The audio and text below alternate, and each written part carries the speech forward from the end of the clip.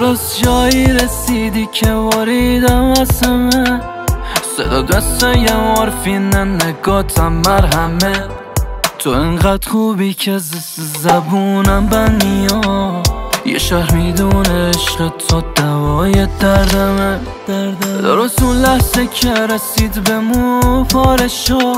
تو پیدا شدی و عشقم با تو افسانه شد هرچی درد و غم و غصه که دورم پیله بود تو از راه اومدی عشقم با تو پروانه شد اسم تو حلقه کن دور گردنم موهاتو جا بذار روی پیرهنم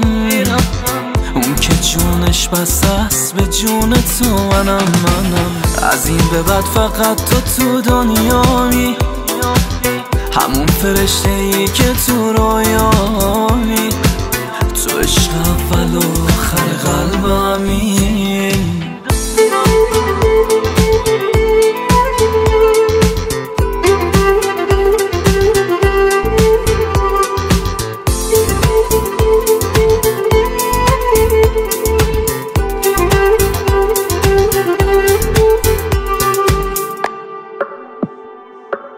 تو از راه رسیدی قلب من تو ترزد این دیوونه همه جا از عشق تو دم زد نداری مثل تو انقدر خوب و جذاب دیگه یه شهر خبر دارن دلم تو رو خیلی میخواد یه لحظه دور بشی ازم من نمیتونم که بدون تو بمونم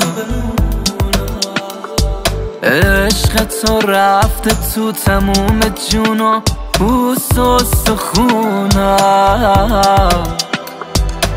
اسم تو حلقه کن دور گردنم موهاتو جا بذار روی پیرهنم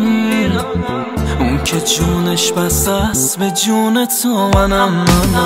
از این به بعد فقط تو دنیایی همون فرشته ای که تو رویایی تو عشق اول و آخر قلبمی رضا